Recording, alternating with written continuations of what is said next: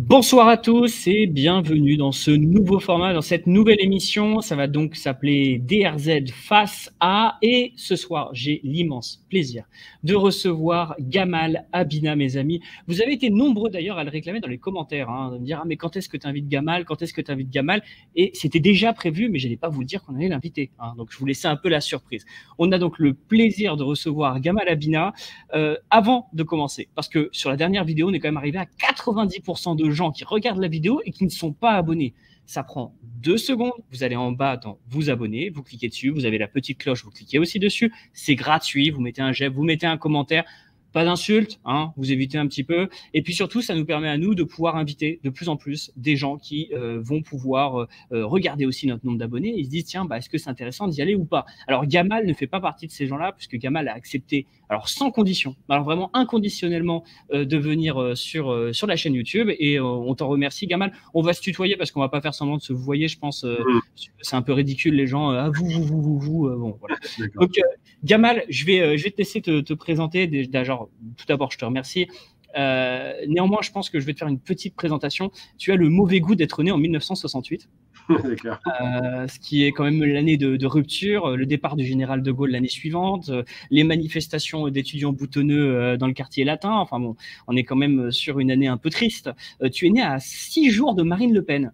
Alors, on connaît le Gamal Abina analyste, mais il faut aussi connaître le Gamal Abina rhéteur, parce qu'il faut voir les émissions dans lesquelles il tient vraiment la dragée haute à Marine Le Pen, ou même d'ailleurs, on peut dire qu'il l'a légèrement humilié, je pense qu'on peut le dire.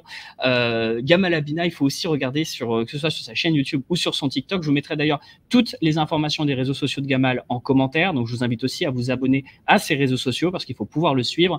Gamal, tu es un militant, je pense qu'on peut le dire. Tu es un militant. Militant de quelle cause? Alors, comment est-ce que toi, tu te décrirais en tant que... Alors, parce que tu es analyste, ça, on le sait, géopolitologue, très clairement. Je pense qu'on peut aller même jusqu'à stratège politique, parce que tu as une analyse qui est tellement fine, qui te permet de faire de la prospective, ce qui est, je pense, aujourd'hui, d'ailleurs, l'un des éléments les plus importants. On va travailler sur la question de la campagne du président Abdelmadjid Tebboune et du bilan du président Abdelmadjid Tebboune.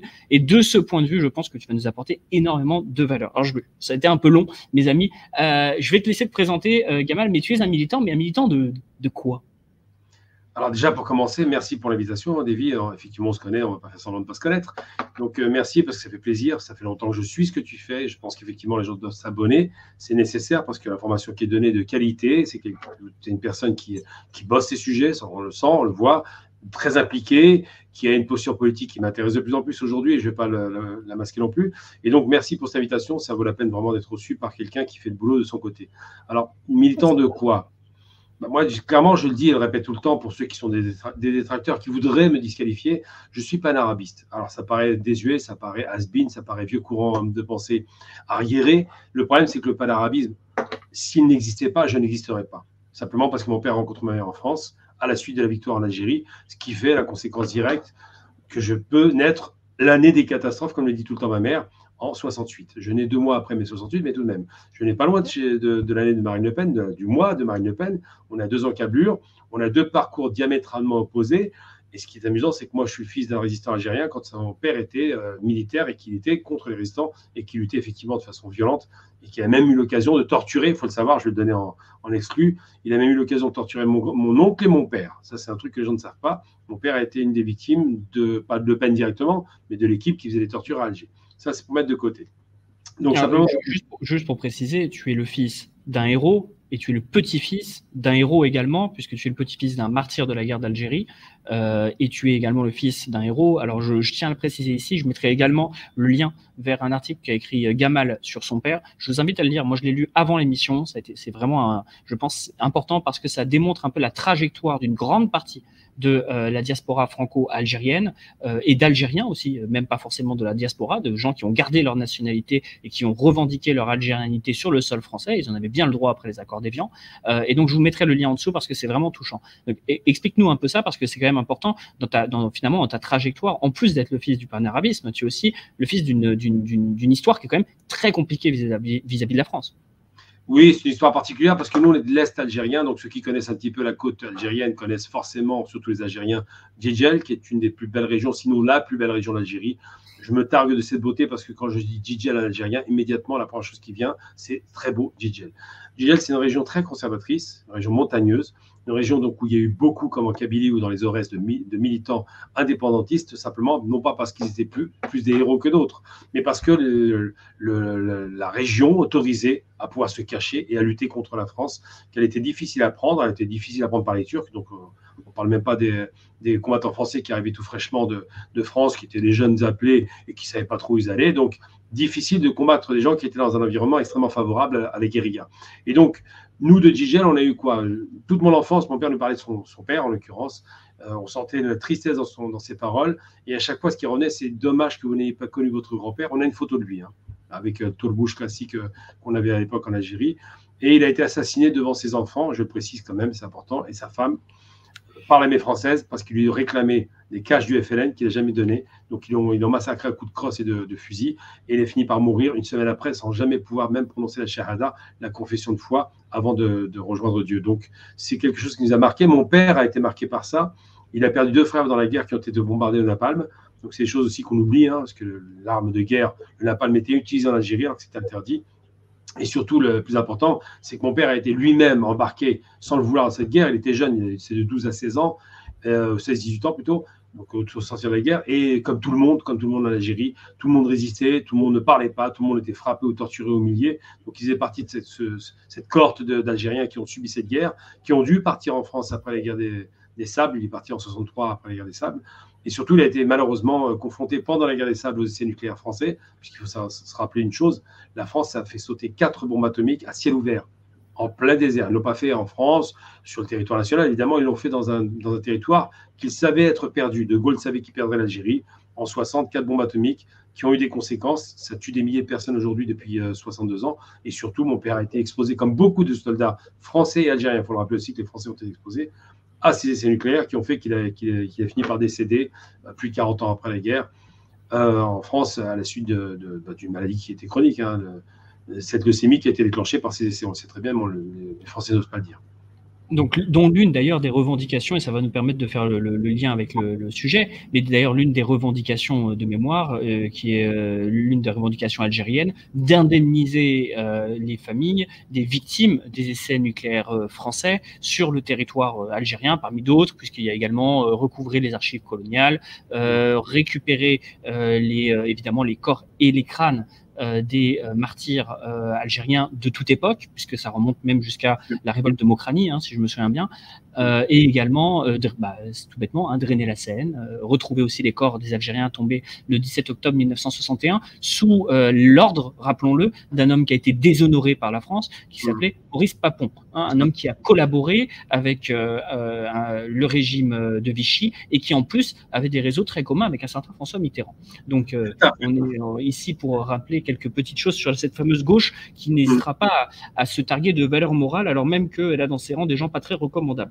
Mais en tout cas, ça nous permet de faire le lien puisque notre sujet d'aujourd'hui, on ne va pas parler de Mitterrand, on pourrait faire une émission sur Mitterrand, mais on va parler du bilan du président Abdelmadjid Tebboune, puisque arrivent à grands pas les élections présidentielles dans quelques jours en Algérie. Nous avons donc plusieurs candidats, 3 candidats principalement. Enfin non, pas principalement, 3 candidats. Donc nous avons un candidat qui est le président Abdelmadjid Tebboune, le candidat libre Tebboune. Nous avons également Youssef Aouchiche et également le candidat, on va dire, je ne sais pas trop comment on pourrait le qualifier, mais islamo-conservateur. Je pense que c'est un terme qui est quand même très patriote. Il est plus sur la question patriotisme que sur la question conservatrice, hein, je pense qu'on peut le dire. D'ailleurs, on se posera la question un peu de cette opposition. Partons d'abord du bilan du président Abdelmadjid Tebboune. Est-ce qu'à ton sens, Gamal, le président Abdelmadjid Tebboune a vraiment réussi à impulser son projet de nouvelle Algérie, comme il l'expliquait? Alors, cette fameuse Algérie nouvelle, effectivement, c'est un rêve que tout le monde a, hein, depuis le Hirak, qui est sorti pendant le Hirak, hein, Paul Biya, avec beaucoup de figures de la Révolution qui ont été encensées. Hein. On a vu tous ces portraits, on a vu toute cette intelligence des manifestants, dont je faisais partie, il faut le rappeler. Certains Hirakistes aujourd'hui voudraient me classer du côté pouvoir, mais pas du tout. On a tous manifesté parce qu'on voulait que l'Algérie nouvelle soit une Algérie où on n'est pas un homme qui soit présenté sur un petit portrait comme ça. C'était assez ridicule. On est présente un candidat dans un cadre et où effectivement le malheureux Bouteflika, celui dont on parle, perd son âme, était utilisé par une mafia, littéralement, hein, Hizaba, comme on dit en arabe, qui était au pouvoir et qui a littéralement spolié, volé et détourné des sommes faramineuses d'argent pendant les 6 années de l'après-attaque cérébrale de Bouteflika. Donc, ce qui se passe, c'est qu'au moment du Hirak en 2019, on est tous sortis. Moi, le premier à République, d'ailleurs. À l'époque, il n'y avait que les Algériens d'Algérie qui étaient à République. Il faut se rappeler qu'il y avait 3000 personnes, mais c'était que les Algériens de là-bas. J'étais là-bas avec un copain à moi, un artiste algérien, Kader Atia. On était bien seuls. Et il se trouve qu'on s'est rendu compte qu'effectivement, il y avait un engouement populaire en Algérie qui grandissait, nourri d'intelligence, parce que c'est beaucoup d'étudiants, beaucoup de gens formés intellectuellement. Il faut savoir qu'un tiers des Algériens sont sur les bancs des écoles. Et il faut savoir que l'Algérie est le pays qui a le plus d'universités d'Afrique, 112. Il faut savoir que c'est un pays qui parie beaucoup sur les cerveaux, mais que les cerveaux ne pouvaient pas travailler. Et donc, l'Algérie nouvelle, c'est une Algérie plus équilibrée, qui répartit un peu plus de pouvoir dans tous les territoires, qui décentralise, qui en finit avec la corruption, qui relance le travail et la valeur travail, qui relance effectivement l'espoir de la jeunesse qui avait perdu tout espoir pendant très longtemps. Et ce Hirak conduit à une élection d'un président qui a eu au moins une qualité avant l'élection, c'est d'avoir démissionné au bout de 2 mois et demi lorsqu'il était Premier ministre, pour être précis, parce qu'il avait dénoncé ce qu'il appelait, lui, à juste titre, les importations déguisées de véhicules tout faits. Pourquoi? Parce qu'il disait on arrive avec des véhicules où on met 4 euros et on dit qu'on fait une fabrication. Donc ça, il n'a pas supporté parce que ce n'est pas de valeur ajoutée, c'est juste une arnaque. Ça coûtait plus cher en plus, donc plus cher pour 4 euros en plus. Ça, il a très mal vécu. Il a été moqué par tout le groupe des corrompus qui étaient autour. Je ne vais pas rappeler les familles, Koundef, tout le reste. Et il a été moqué par le système, qui est un système de corruption organisé. Donc, ce qui s'est passé, c'est qu'effectivement, à ce moment-là, il a brillé tout de même, on le sait, alors qu'on dit que c'est un homme du système, mais là-dessus, il n'a pas été dans le système, il était anti-système. Et lorsqu'il est élu en 2020, dans les conditions difficiles, où les élections sont reportées à de nombreuses reprises, parce qu'on voulait maintenir la candidature de Bouteflika, puis après, on voulait proposer un autre calendrier électoral, jusqu'au moment où Bouteflika, donc son équipe d'escrocs, abandonne, eh bien, ce n'est pas lui qui est présenté au pouvoir, ils ont mis un autre personnage qui était du RND, qui ne fera pas, d'ailleurs j'ai perdu son nom tellement c'est passé à la corde, enfin à la trappe, qui fera pas long feu, et c'est M. Tebboune qui arrive à la tête de l'État algérien, avec une élection, avec une participation, je crois, très très faible, 20% des électeurs qui vont voter pour lui, c'est très, très marginal, mais tout de même. Alors, on sait que la démocratie n'est pas parfaite, on a la problématique en France aussi, où les élections sont boudées, mais ce qui est certain, c'est que malgré tout, ça reste un résultat démocratique dans la mesure où ce n'est pas monsieur 99% qui gagne, comme les traditions arabes habituelles des dictatures arabes, qui se font du 99% sans même penser au caractère absurde d'un score pareil. Non, là, on a une élection qui est débattue, qui est disputée, mais c'est lui qui l'emporte pour un mandat de 5 ans. Malheureusement, très rapidement, la confrontation mondiale au Covid en 2020 fait que non seulement le monde est en panne économique, mais que M. Tebboune va en plus contracter la maladie et va devoir partir en Allemagne, il a au moins l'intelligence de parler en France pour la symbolique, pour se faire soigner. Alors pourquoi la France, symboliquement, c'est pas bien de se faire soigner en France, c'est pas parce que la France n'a pas de bons médecins, ils sont souvent algériens d'ailleurs, c'est parce que c'est quand même très cocasse de voir qu'un pays qui se dit indépendant va retourner sur la terre des colons pour se faire soigner. Il y a quand même quelque chose d'un petit peu maladroit là-dedans, qu'on avait connu très longtemps avant, peut-être pas pour monsieur à l'époque Ben Bella qui l'aurait pas fait, et certainement pas pour Boumedienne, mais après c'était le défilé des autorités algériennes en France. Je crois que Bouteflika, pour le coup, je crois qu'il avait un abonnement ou une carte de fidélité, parce que de mémoire, c'est arrivé au moins 2 fois. Moi, j'ai deux en mémoire, mais je pense que c'est plus. Hein, donc, plus que ça. Donc ça, il y a un vrai sujet. Alors, il y a peut-être un sujet que j'aurais voulu juste relever, parce que le président Tebboune a quand même mis en place une révision constitutionnelle. Une révision constitutionnelle qui a quand même, alors déjà, au-delà de la création, alors même si j'y tiens, de l'Observatoire de la langue amazigh, j'y tiens parce qu'elle est placée directement sous le contrôle du président de la République algérienne, donc un observatoire qui vise à promouvoir la langue amazigh. J'y tiens parce que souvent on me taxe d'anti-berbère ou de, que sais-je encore, d'anti-kabyle, alors que absolument pas, et si seulement vous saviez. Donc il y a ça. Bon, il y a plein d'autres dans la révision constitutionnelle. Il y a des libertés politiques qui sont beaucoup plus étendues, même s'il y a toujours la critique de il n'y a pas suffisamment de liberté politique. Mais en tout cas, il l'a fait et assez rapidement et en pleine situation de crise, effectivement, une crise mondiale. Il a dû faire face à ces problèmes de santé. Est-ce que tu penses que cette révision constitutionnelle, elle pèse encore, parce que j'ai souvent l'impression qu'on l'oublie, est-ce qu'elle pèse encore dans l'esprit quand même des Algériens? Ils se rendent compte quand même qu'il y a une révision constitutionnelle en leur faveur de la part du président Abdelmadjid Tebboune? Si, ils s'en rendent compte, parce que là, il faut aller en Algérie, parce que quand on est en France, on entend les Algériens de France toujours en colère, de moins en moins, mais quand même, qui ont toujours un avis à donner, surtout sans regarder ce qui se passe là-bas. Et moi, je demande toujours aux Algériens, parce que j'ai fini par y retourner, à la faveur des changements, évidemment. Je leur demande toujours, mais est-ce que tu y as été avant de parler? Et très souvent, c'est non. On n'y va pas parce qu'on n'y croit pas, parce que l'Algérie c'est bidon, parce que les formations sont nulles, parce que le pays n'a pas d'avenir, ce genre de stupidité. jusqu'à dire qu'il n'y a pas de lait. Enfin, j'en ai entendu tout un truc absurde qui était proféré par des gens qui étaient ignorants. Et je suis retourné et j'ai été très, très surpris. Parce que je n'ai pas été seulement dans les quartiers bourgeois. Une fois, j'ai dit que je me suis installé, j'ai pris un Airbnb à Mouradia, ce qui est un quartier à Mouradia, ce n'est pas le palais présidentiel. Mais donc, c'est sur les hauteurs d'Alger. Hein. Bon, la bourgeoisie en Algérie, c'est très surfait. Hein. Ça reste un quartier normal. Mais j'ai ma famille qui est aussi dans les quartiers populaires. J'ai été jusqu'à Al-Harach. Ceux qui connaissent l'Algérie, c'est vers la direction de l'aéroport. Ce fameux fleuve qui sont encore très mauvais aujourd'hui, mais qui va certainement être couvert. Et surtout, pas loin de la mosquée. Mais surtout, j'ai vu vraiment le vrai quartier populaire. J'ai mangé dans les quartiers populaires. Je n'ai pas voulu manger que chez les bourgeois. Et j'ai pris la température de l'eau. Et là-bas, il y a une conscience, effectivement, d'un espoir qui naît à nouveau. C'est un espoir très beau, mais moins boumedienne, mais plutôt très, très belle. L'après-révolution, il y avait beaucoup d'espoir, ça ressemble un peu à ça. Et cet espoir-là qui naît à nouveau, les gens disent toujours la même chose. Ils ne disent pas qu'ils sont pour ou contre. Ils disent il faut lui laisser du temps, il faut lui laisser une chance. Et ça, c'est quelque chose qui revient. Même les opposants le disent. Il faut laisser le temps au temps. On ne transforme pas un pays en 3 ans, parce qu'on a été avec les 2 ans de Covid, il n'y a pas eu de transformation. Le président était lui-même a failli mourir, donc il faut dire à quel point ça n'allait pas bien. Mais en 3 ans, ce qui a été fait est extraordinaire. Alors moi, je prends un exemple très concret. Je ne vais même pas chercher midi et 14h. Je travaille dans les médias tout le temps. J'interviens quasiment 1 à 2 fois par jour. Dans les médias, parfois jusqu'à 5 fois par jour. Hein. J'ai la chance d'être indépendant, ça me laisse un petit peu de liberté. Mais une chose est certaine, c'est qu'on a un pays qui a, sous l'impulsion d'un président, je précise bien, créé une chaîne en très peu de temps. Il a créé une chaîne internationale aux standards internationaux. J'ai visité les locaux, j'ai visité la chaîne, j'ai vu les journalistes qui sont excellents d'ailleurs. Et j'ai eu la chance de AL24, pour ne pas la nommer. Et donc cette chaîne-là, qui était la chaîne du président, comme ils le disent là-bas eux-mêmes, hein, est une chaîne qui est financée par la NEP, donc c'est un groupe national de publicité, et qui a vraiment produit de la qualité en termes d'image, de reportage, de débat, de contenu, de studio. Vraiment, on est monté sur un niveau qu'on n'avait jamais connu. Et ça, c'est déjà un signe positif. Ensuite, j'ai des amis qui ont eu malheureusement leurs parents qui sont morts du Covid et qui ont été rapatriés gratuitement. C'est-à-dire qu'ils ont été au consulat, ils étaient remboursés. C'est quand même pas mal comme lien, même pas besoin de cotiser à une banque. Ils ont été plus loin que le Maroc et la Tunisie là-dessus. Ensuite et surtout, j'ai vu… Ça n'existe pas en France, hein, parce que pour toute cette diaspora qui, effectivement, on ne va pas lui jeter la pierre aujourd'hui, mais la diaspora franco-algérienne, souvent, elle arrive en Algérie en se disant « je veux aller en Algérie et découvrir que c'est pareil que la France ». Or, ce sont 2 pays différents, 2 cultures différentes, 2 évolutions économiques aussi différentes. C'est une démocratie qui est plus récente, même s'il y a, avec les Taj Maïs et ce genre de choses, quand même une tradition démocratique en Algérie, contrairement à ce qu'on dit, qui n'est pas la démocratie libérale, mais qui est une tradition démocratique, communautaire. Mais beaucoup, souvent, disent « ah bah oui, mais c'est mieux la France que l'Algérie ». Attendez, bah ça, par exemple, vous êtes français, vous mourrez à Pétaouchnok, bon courage pour vous faire rembourser vos frais d'obsèques par la France. Ça n'existe pas. Ça n'existe pas. Même la distribution d'appartements, on peut en parler. Hein. Il y a 5-6 millions d'appartements construits, ils ont été distribués. Alors, ils ont fait semblant de les vendre, mais quand on voit les sommes dérisoires qu'il faut payer pour les acheter, c'est des sommes importantes pour l'Algérien, mais dérisoires pour nous.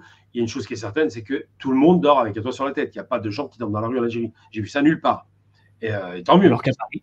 Alors qu'à Paris, baladez-vous 15 minutes dans Paris, vous verrez un peu la différence avec la colline du Crac. Hein. C'est pas la même chose. 100 000 mal logés, des clochards partout. Vous allez dans toutes les banlieues, vous avez des gens qui dorment à même le sol. Enfin, c'est l'horreur.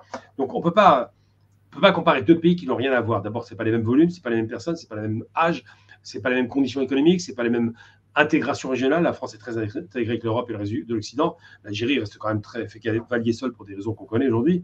Donc, tout ça fait que c'est un pays qui est neuf, qui est moderne, il a que 62 ans. Hein. Donc, la révolution, c'est 62. 62 ans plus tard, il y a eu beaucoup de difficultés. On est passé par une guerre atroce, avec une destruction totale des infrastructures, après une guerre civile qui a coûté 30 milliards de dollars à l'Algérie en usine. Il ne faudra jamais oublier que l'Algérie a été ravagée dans son secteur industriel, qui pesait 10% et après la guerre 2,5%.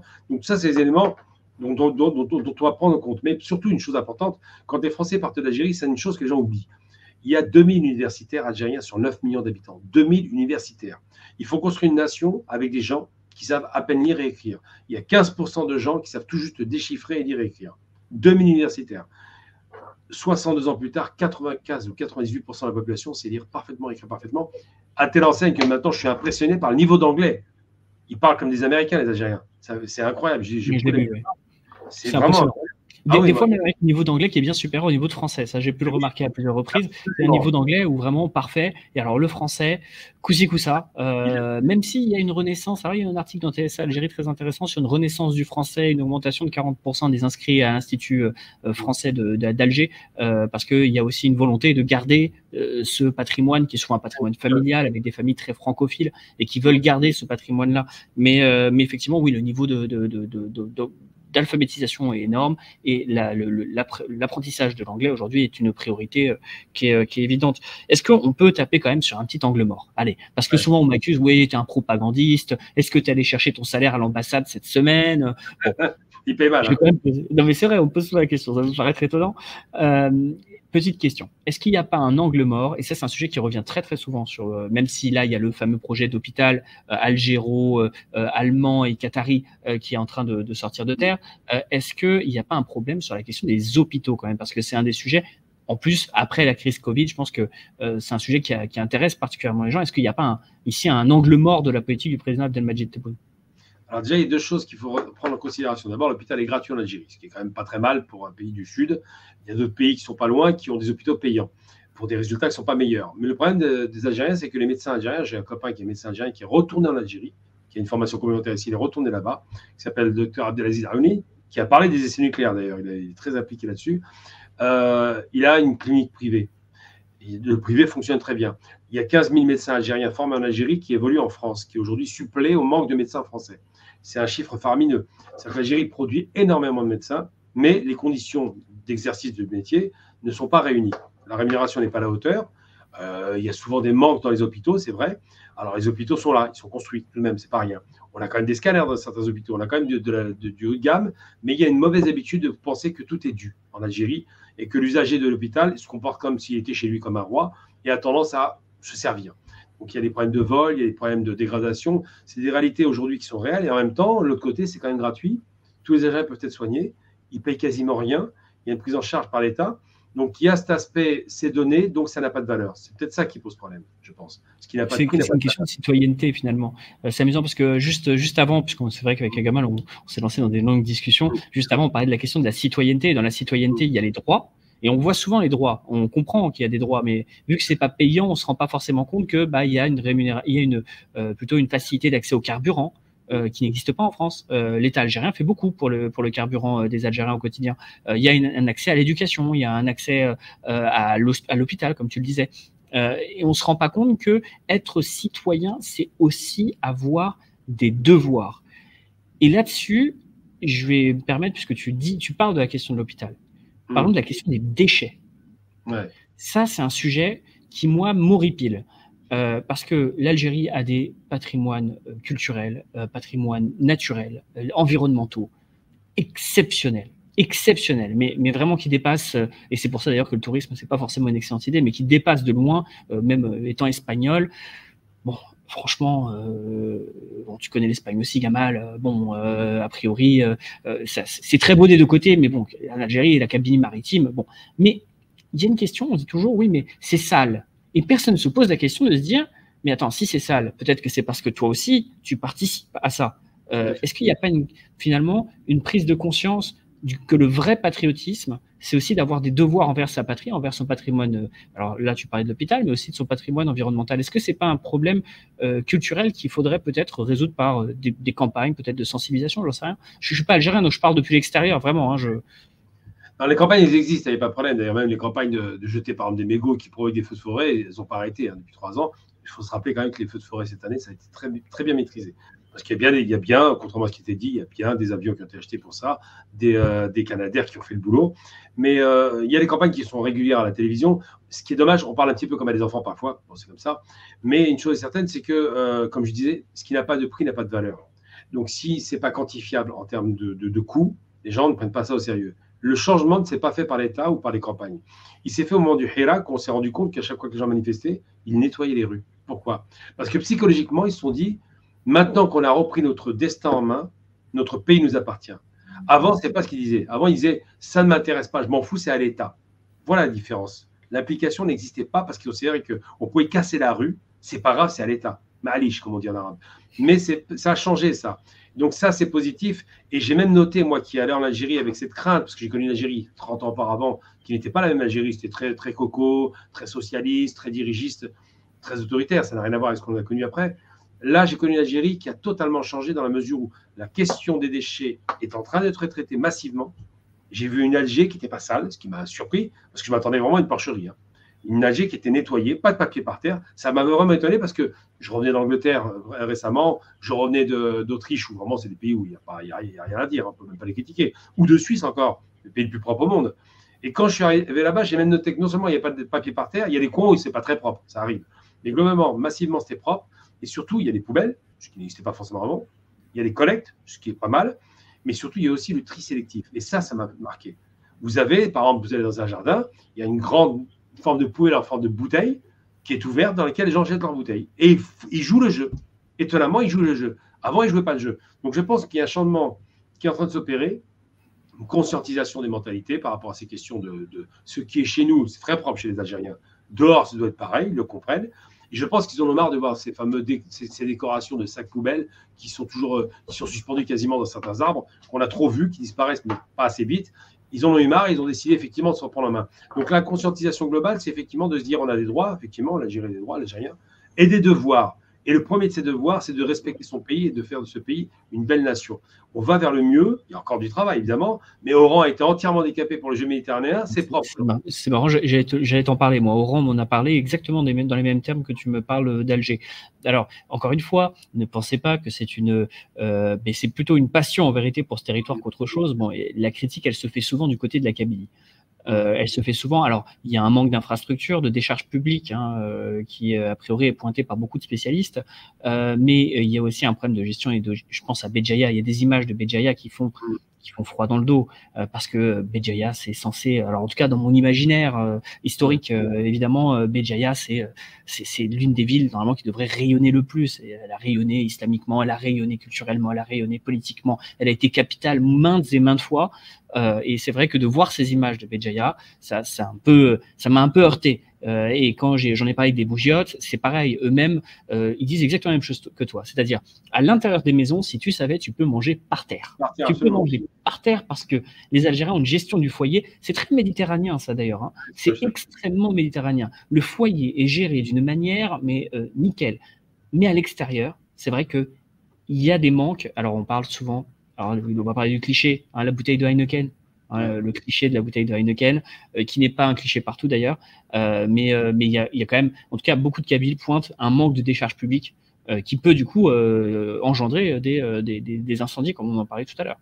Même s'ils ont été quand même, c'est vrai, très très très très bien gérés cette année en Algérie, même s'il n'y avait pas eu encore les commandes alors l'équivalent des Canadair, parce que c'était pas des Canadair, mais en tout cas des avions de lutte contre les incendies russes qui devaient arriver, les Berriettes, je crois me rappeler, qui ne sont pas arrivés en Algérie malheureusement à cause du conflit en Ukraine, mais en tout cas devaient arriver.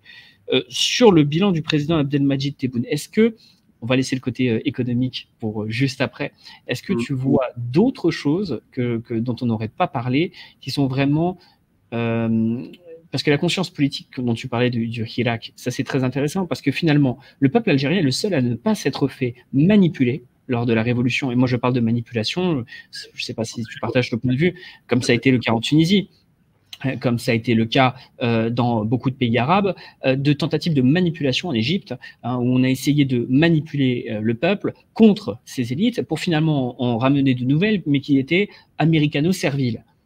Les Algériens ont à la fois résisté à la révolution, cette pseudo-révolution de couleur, et en même temps réussi à faire une révolution pacifique, à obtenir ce qu'ils voulaient politiquement, ce qui est tout à fait magistral, ce qui en fait démontre bien que les Algériens ont un sens de la citoyenneté qui est bien plus développé que beaucoup d'autres peuples arabes, sans vouloir jeter la pierre.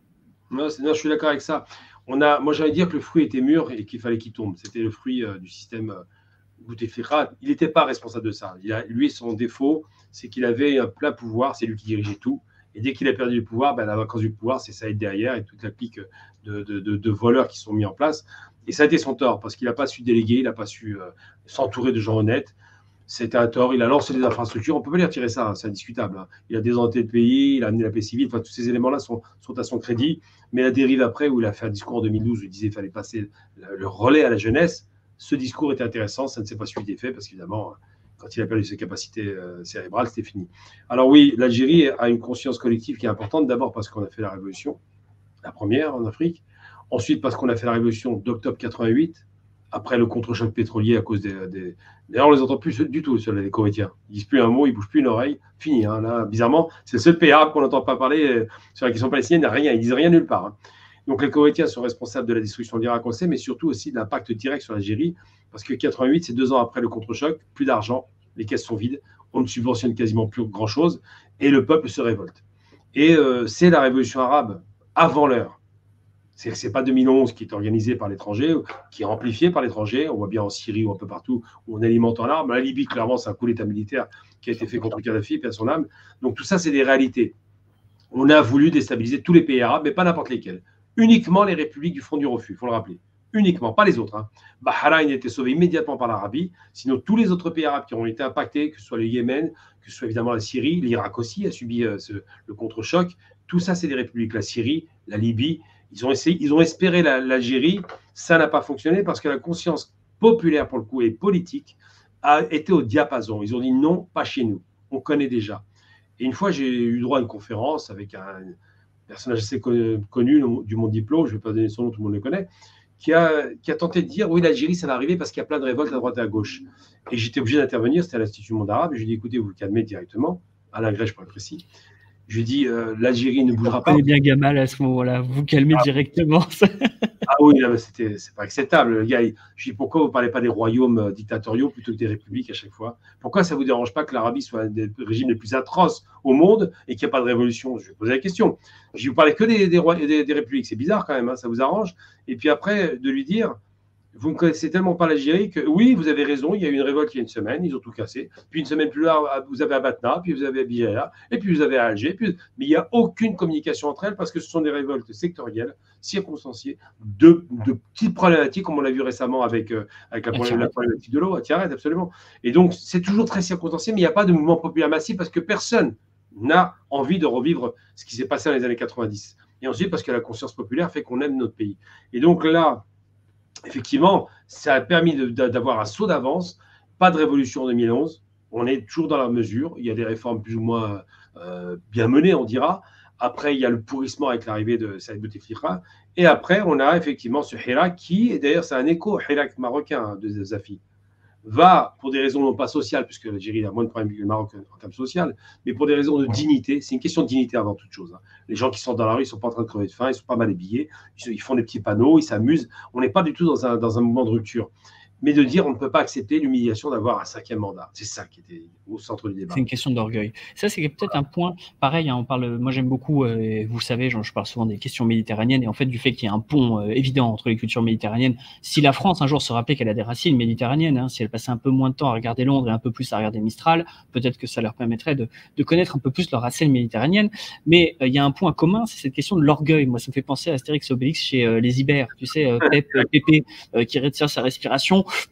Tant qu'il n'obtient pas ce qu'il veut, en fait, cette question de l'orgueil, elle est essentielle et j'ai l'impression qu'elle est très très présente dans le bassin méditerranéen et que c'est peut-être encore une fois une des caractéristiques qu'on reconnaît au DZ. Alors là, je pense que la palme de l'orgueil, elle se situe là. Quoique l'andalou, d'accord. C'est pas mal non plus.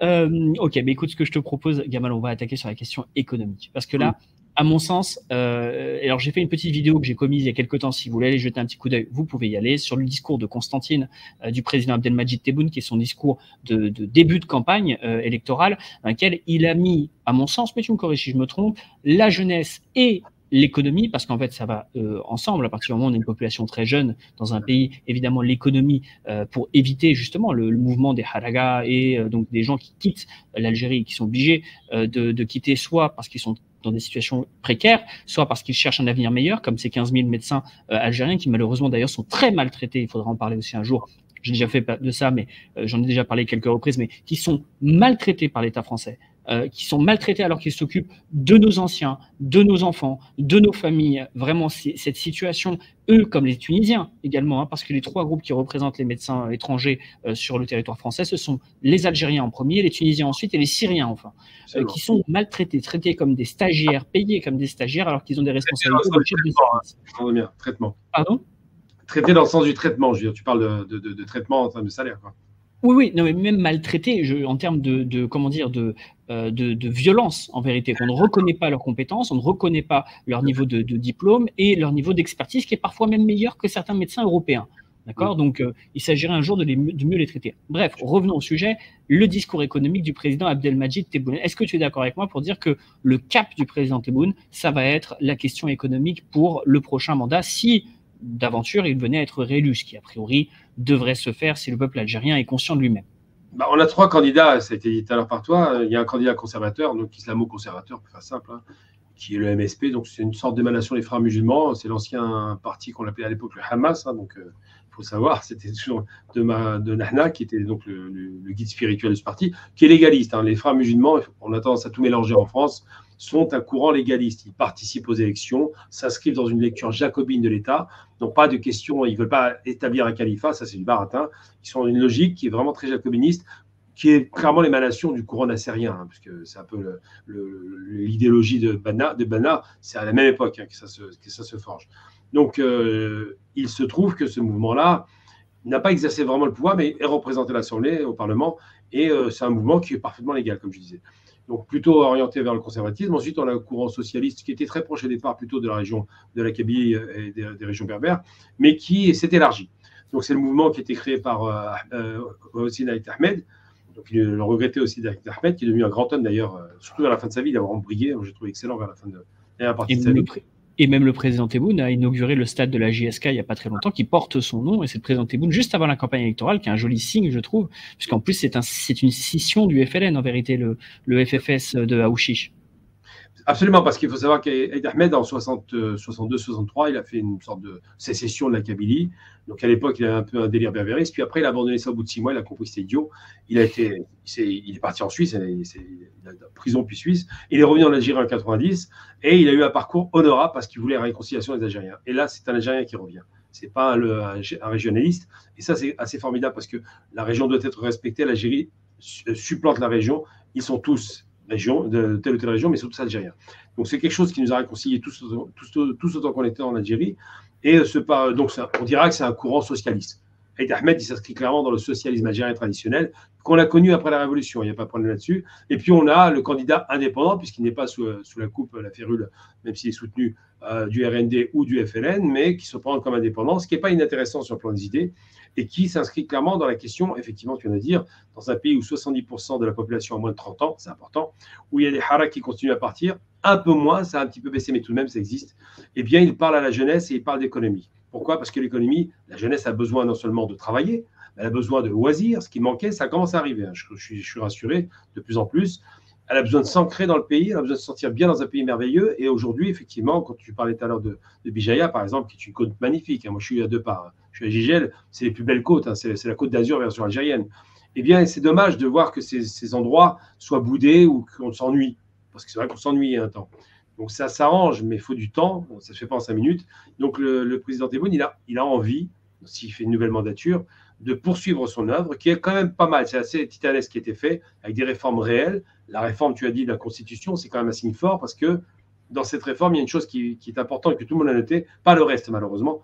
La seule chose qu'ils ont noté, c'est que l'Algérie a changé sa loi sur le droit de sortie des frontières de l'armée. Alors, ce n'est pas tout à fait exact. L'Algérie pouvait sortir des frontières pour un cas de figure et un seul, c'est pour la Palestine. Et elle l'a fait en 1973.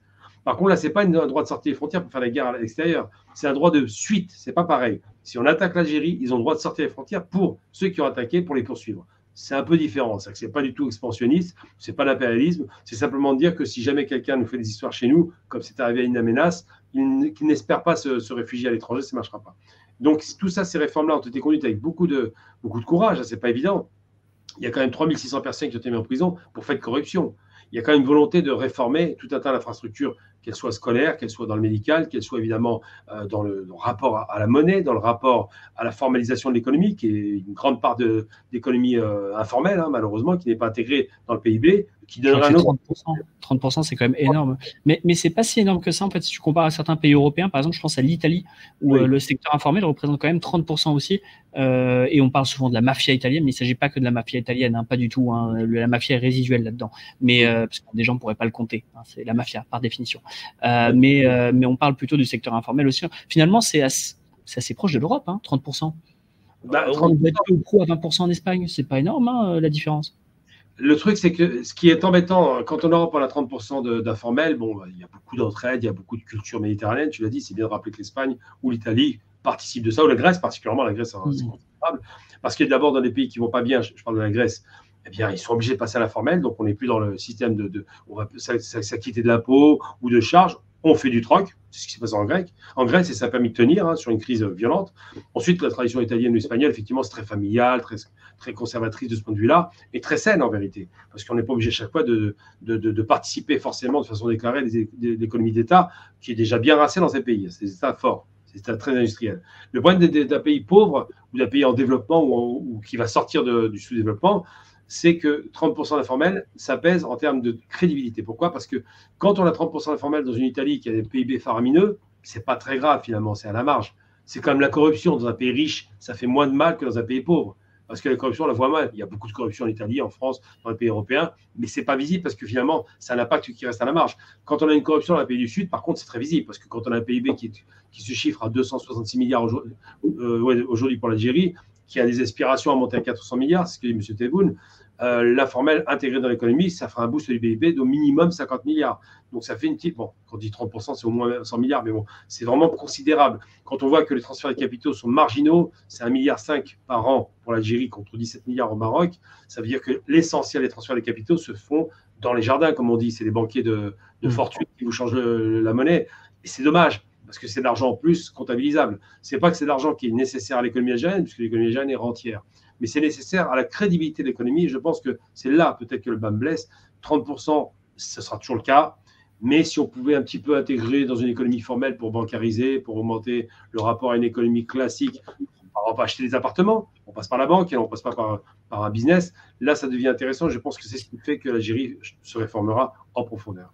C'est peut-être pour ça qu'il y a une initiative du développement de la Banque extérieure d'Algérie qui vise à créer, je crois que c'est fin 2024, début 2025, plusieurs bureaux donc en France, notamment dans les grandes villes où il y a une diaspora algérienne. Donc on pense à Lyon, on pense à Paris, on pense à Lille, notamment, alors d'autres aussi. Je crois qu'il y a 5 bureaux qui doivent ouvrir. Peut-être que c'est un moyen aussi de réintégrer dans le secteur formel cette économie. Il y a aussi une réduction attention mes amis algériens, si vous allez en Algérie, si vous êtes algérien résident ou non résident, vous ne pouvez plus rentrer avec une somme supérieure à 1 000 € sans la déclarer, d'accord? Et il faut déclarer aussi en ressortant, c'est-à-dire si vous avez trop de devises algériennes ou françaises en ressortant donc l'euro, il faut également la déclarer. Il y a donc un système qui est fait pour ça, que vous soyez résident ou que vous ne soyez pas résident, d'accord? Et donc là, c'est un autre point sur la citoyenneté finalement. On est algérien, qu'on soit en France ou qu'on soit à Ottawa ou qu'on soit à Alger. Donc les règles sont appliquées.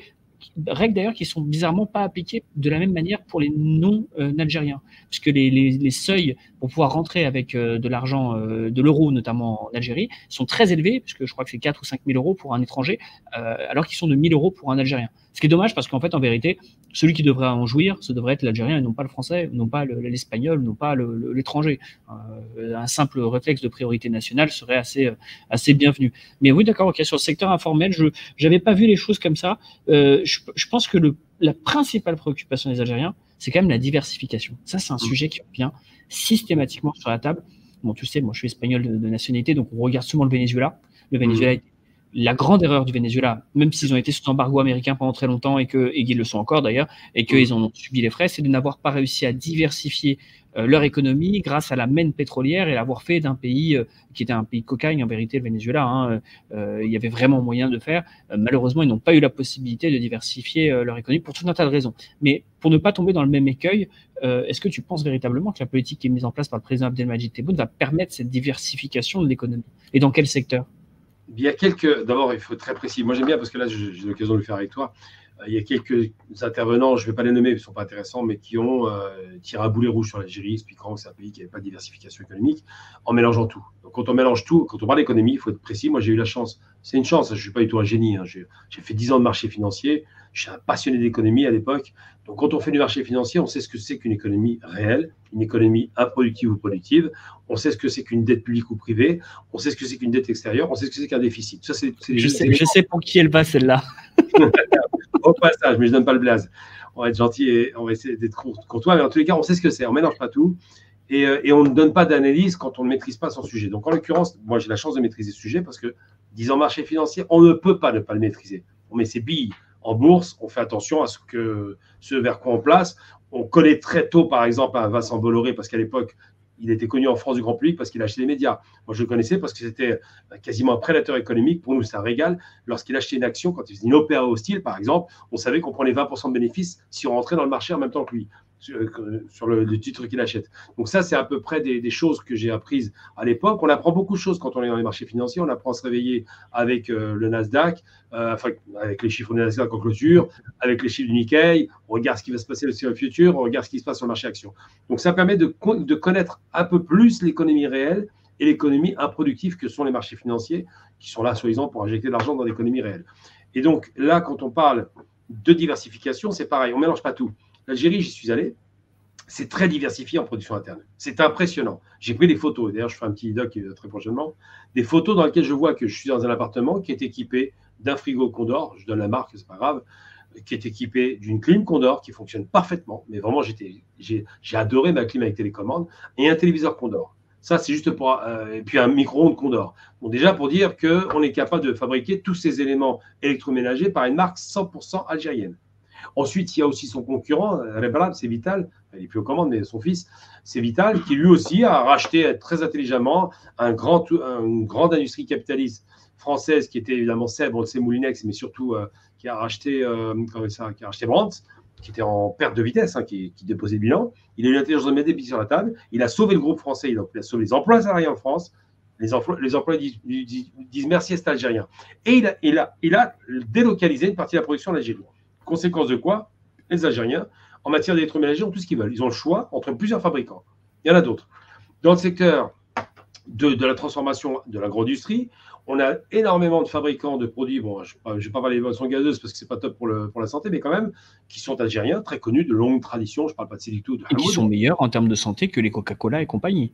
Merci de le rappeler. Parce que si tu penses à Selecto, c'est de bien meilleur. Moi, je le cite. Parce que si mes amis voulaient boire quelque chose, en-delà du patriotisme économique et du patriotisme algérien, mes amis, vaut mieux boire du Selecto que de boire du Coca-Cola. Ça, je vous le dis tous les jours de l'année. Hein. 100% d'accord. Selecto, le seul défaut, c'est le sucre. C'est que le sucre. Ça reste une boisson aromatisée, type un peu caramélisée, mais c'est beaucoup moins agressif. C'est vrai, je suis d'accord avec ça. Mais surtout, surtout le Coca-Cola avec ce qui se passe en Palestine, bon, on va pas rajouter une couche. Je pense qu'on a fait le choix. Voilà, vite fait. Et donc, la question qui se pose, c'est est-ce que l'Algérie est diversifiée? Oui, l'Algérie, je le dis, oui, de façon radicale, est diversifiée sur le plan de la production industrielle intérieure. Les Algériens, quand ils vont au centre commercial, ils ont un choix remarquable de produits algériens, que ce soit du chocolat, en passant par des yaourts, en passant par des gâteaux. J'ai vu vraiment des marques, quasiment les produits occidentaux sont très peu représentés. Il y en a, mais ils sont à la marge. Et pourquoi ils sont moins représentés? Parce qu'ils sont plus chers, ils sont importés très souvent, et qui sont moins intéressants au niveau gustatif. Les Algériens font des produits de belle qualité. Là, il y a une marque qui vient d'être exportée d'une pâte à tartiner, qui est extraordinaire, je le dis. Une belle barque, il n'y a même pas de colorant dessus, tellement ils l'ont bien faite. J'invite les gens à la manger, je ne vais pas donner la marque non plus, mais enfin, ça vous trouverez facilement. Et donc, ils ont des groupes industriels et agro-industriels très puissants. L'Algérie a fait un boost maintenant, 70% de ses besoins en agriculture est satisfait par la production nationale, ce qui n'est pas rien. 70% des besoins, c'est le même chiffre, dans le domaine pharmaceutique avec les génériques, est assuré par les groupes privés algériens ou publics, le plus célèbre étant le groupe Seydal, c'est ça. Donc, on a vraiment des champions industriels qui ont émergé, mais la problématique, c'est qu'on n'a pas assez de relais extérieurs, pas assez de revendeurs, pas assez d'Algériens qui s'emparent de la question pour se mettre à être des vendeurs naturels. On a toujours été des commerçants, soit des industriels ou commerçants, mais des commerçants, pour ouvrir des antennes à l'extérieur et vendre ces produits à l'extérieur. Là, ça commence à venir, tant mieux, parce que si on augmente les parts de marché en dehors des frontières, la France, l'Italie, l'Espagne, tout le reste du monde, je peux faire la liste, si on augmente les parts de marché, ça augmente la production industrielle nationale, parce qu'ils vont produire plus pour vendre plus, forcément.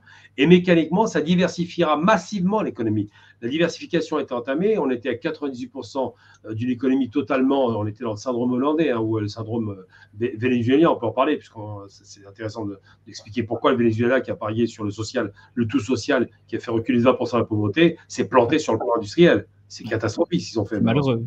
C'est malheureux parce que tout social, c'est bien, mais trop social, on sent qu'ils sont crus à Cuba. C'est ça qui a été un peu... En fait, l'idée de la différence fondamentale qu'il y a entre l'Algérie et le Venezuela, c'est que, pareil, moi, le Venezuela, c'est un sujet que j'ai par admiration pour le commandant Hugo Chavez, qui est pour moi un des hommes les plus importants du XXe siècle, en vérité, du XXIe dans son héritage. la mauvaise idée qu'il a eue, c'est de répartir la richesse avant de la créer. C'est-à-dire que le socialisme a ce petit écueil. Petit écueil, parce que la volonté qu'il y a derrière est pas inintéressante, évidemment. Mais ce petit écueil de vouloir tout de suite redistribuer la richesse avant de réinvestir, qui en fait ce qui permettrait en vérité de la générer sur le long terme. Et c'est l'écueil de Chavez et évidemment de Maduro, qui lui, pour le coup, sur le plan économique, doit avoir des connaissances relativement restreintes. Mais sur le plan de la redistribution des richesses, oui, 1000 fois oui, personne ne dira jamais non. Je pense ni toi ni moi, Gamal, avec ton background que tu nous as exposé au début des républiques arabes, a priori ça devrait aller. Mais par contre, le problème, c'est que créer la richesse d'abord et ensuite redistribuer-la. Et ça, c'est peut-être le problème. Alors, je précise ma question. Moi, je parlais de la diversification des exportations, évidemment. Je ne parlais pas des produits locaux, parce qu'effectivement, Condor, et ça, je l'ai appris grâce à toi, parce que pour le coup, j'écoute une grande partie de tes interventions. Condor est une beauté incroyable. Est-ce que, tiens, j'en profite pour te poser une petite question. En Espagne, on a eu la même chose. C'est-à-dire que les années 50 et 60 ont été tellement dures, tellement dur, qu'il y a eu une industrialisation de force, un peu comme la Russie des années 90, c'est-à-dire que l'autarcie nous a menés à devoir construire nos propres champions industriels, malheureusement détruits à cause de l'Union européenne.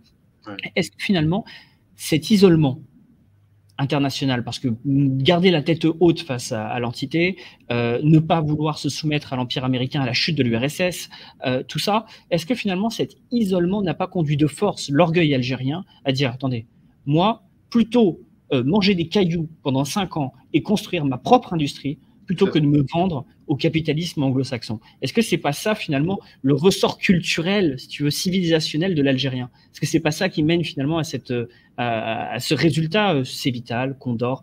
On va parler d'Algérie Ferries, mais c'est Vital, Condor et ce genre d'entreprise. Ça va s'arranger, Algérie Ferries, ils ont mis un militaire, je pense qu'ils ont marché droit. Inch'Allah, mais pour l'instant, c'est catastrophique, je suis d'accord. J'aimais pas trop, déjà à l'époque, je l'avais emprunté, c'est pas. Mais pour revenir, non, oui, l'idée qui est intéressante, le sous-jacent, c'est quoi? C'est qu'il y a des pays qui ont été sous embargo longtemps. L'Iran est un pays qui illustre parfaitement ces questions. L'Iran, 44 ans, 45 ans d'embargo américain. Eh bien, on a un ingénieur qui est arrivé à la tête de l'État, Ahmadinejad, ingénieur. C'est pas rien. C'est sous son mandat que l'Iran envoie un satellite avec ses lanceurs. Investir le ciel, l'espace, en étant sous embargo après avoir subi 8 ans de guerre, franchement, on chapeau bas. Il n'y a rien à dire. Il y a des défauts en Iran, mais ça, ce n'est pas un défaut, c'est une qualité que j'admire. Et l'Algérie, c'est pareil. L'Algérie, on est sur un pays qui est quand même passé par une guerre atroce, avec un pays qui était totalement désossé. Il n'y avait plus aucune industrie. 6 mois de terrorisme de l'OAS, c'est pas rien. Donc, il faisait sauter tout le monde. Juste pour illustrer très rapidement, c'est important de le rappeler, l'OAS, que moi, j'ai beaucoup étudié ces questions. Et les anglo-saxons sont plus honnêtes que les Français là-dessus. Ils ne veulent pas dire la vérité. Je parle des autorités, comme toujours. Le peuple n'est pas du tout responsable de ce que font les autorités.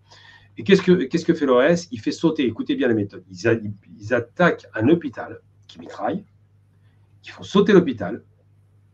Ensuite, les gens, je parle d'hôpitaux avec des Européens et des Arabes. Je ne parle pas des hôpitaux arabes. Il n'y en a pas en Algérie. On est en 60, 62, au sortir de la guerre. Tout le monde est soigné à l'hôpital. Juste pour faire une petite parenthèse, l'OAS, pour les plus jeunes, parce qu'on a quelques jeunes, l'OAS c'est une organisation terroriste d'extrême droite, de gens nostalgiques de l'Algérie française désormais, mais qui étaient à l'époque des gens qui combattaient pour maintenir une Algérie française. Donc c'est une logique coloniale d'extrême droite, juste pour préciser. Je viens de l'avoir rappelé, c'est vrai que j'étais un peu rapide en besogne. Donc cette organisation terroriste, c'est bien de le rappeler aussi, va jusqu'à tuer des Français. On l'oublie, ça, ils ont tué beaucoup de Français. L'hôpital, ils font sauter un hôpital. Les gens qui sont blessés dedans sont déjà blessés au départ, l'hôpital qui saute, c'est pire encore. Et pour finir le travail, ils descendaient avec un bataillon de bonhommes et ils tiraient sur les gens. Voilà, c'est ça l'OAS. C'est de la barbarie pure et dure. Et on parle d'Arabes et de Français. On ne parle pas que de Français. Pour radicaliser. L'OAS a essayé d'assassiner le général de Gaulle. L'OAS a essayé d'assassiner le général de Gaulle. Il a tiré une balle à ça du visage de la femme du général, qui ne l'aura pas beaucoup pardonné.